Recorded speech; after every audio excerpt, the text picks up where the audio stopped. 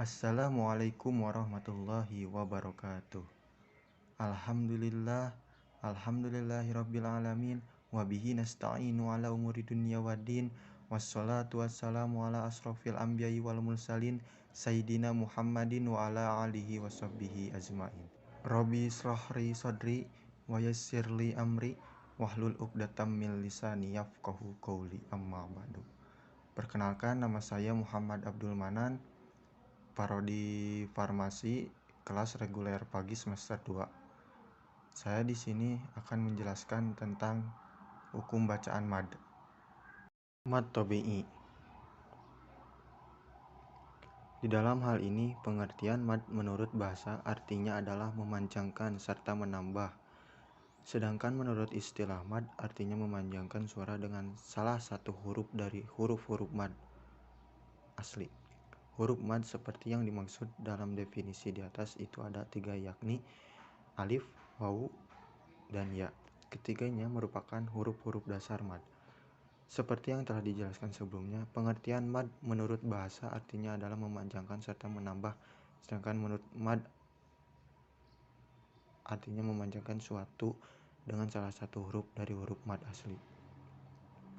Secara umumnya, bacaan mad terbagi menjadi 2 saja, yaitu mad tabi'i, mad asli, dan mad far'i, cabangnya atau bagiannya.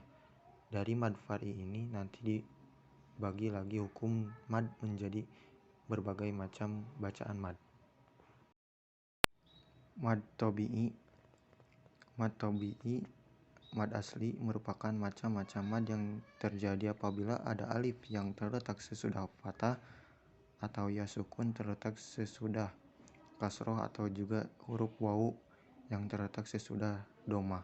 Maka ini dihukumi sebagai bacaan mad tabi'i, di mana mad berarti panjang dan tabi'i yang artinya biasa. Cara membacanya harus panjang 2 harokat atau disebut 1 alif. Contohnya kitabu, yakulu, sami'u.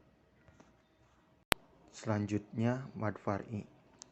Pengertian mad far'i secara bahasa artinya adalah cabang. Sedangkan menurut istilah mad far'i adalah mad yang merupakan hukum tambahan dari mad asli sebagai hukum asalnya, yang disebabkan oleh hamzah atau sukun.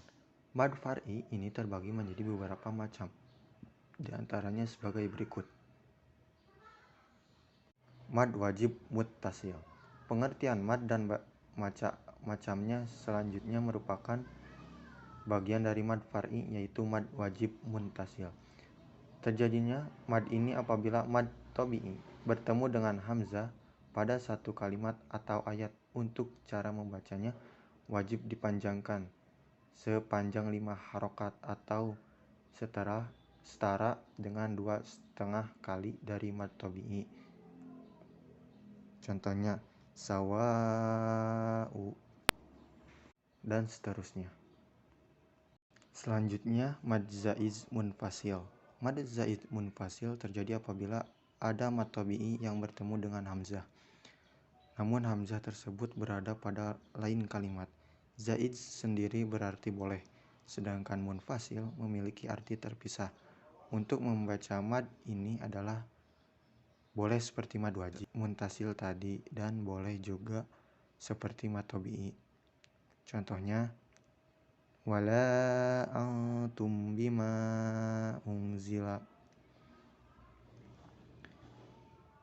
Mad lazim mutsaqal kilmi.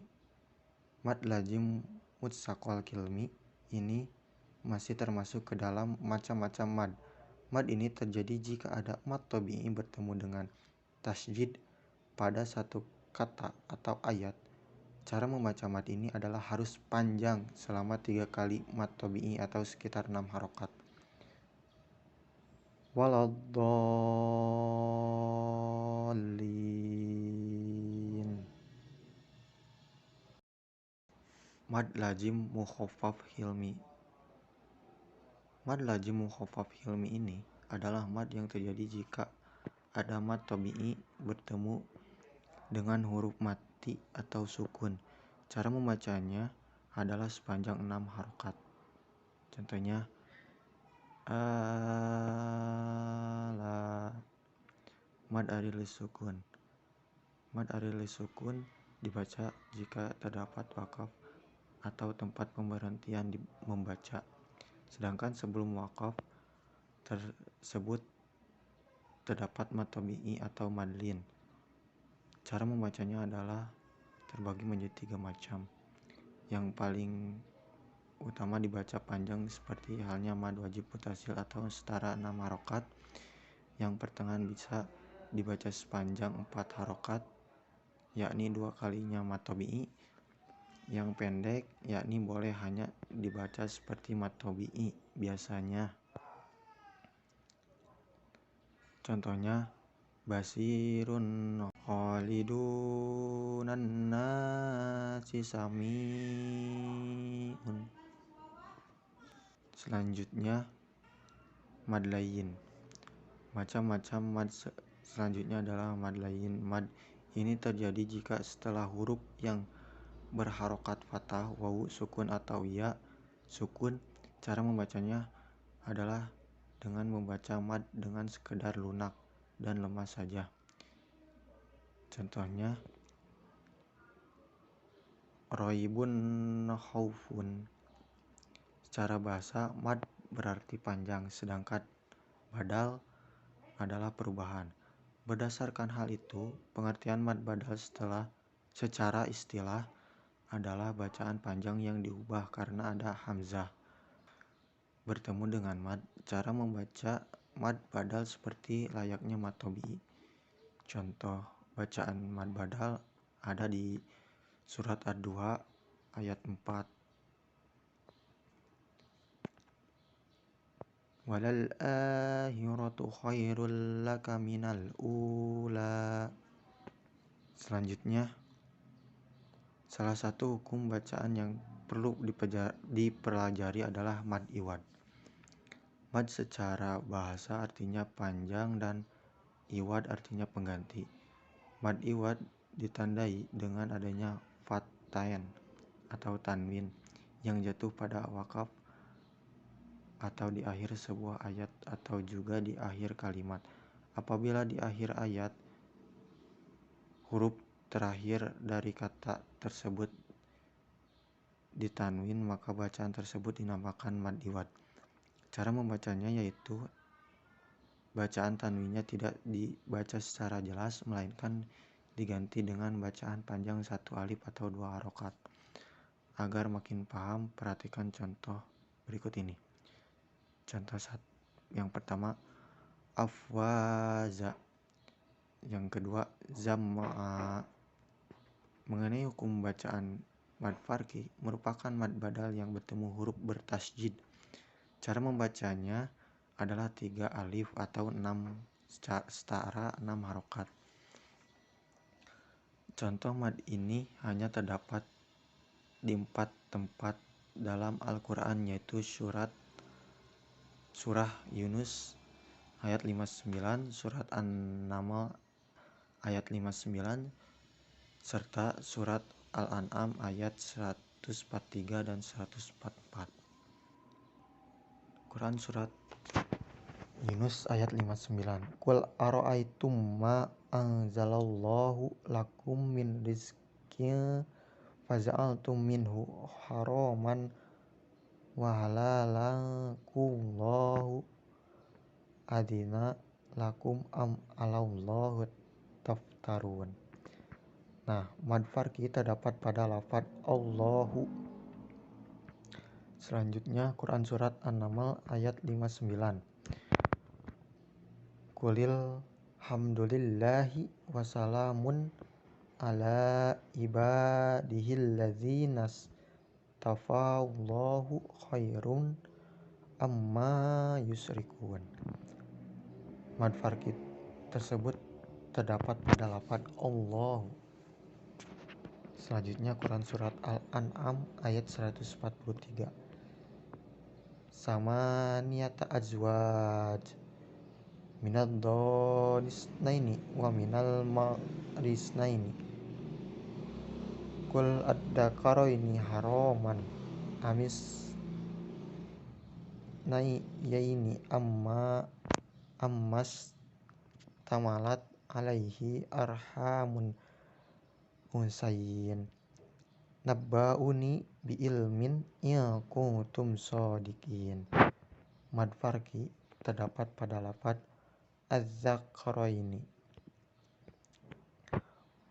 Yang terakhir terdapat dalam Quran surat Al-An'am ayat 144.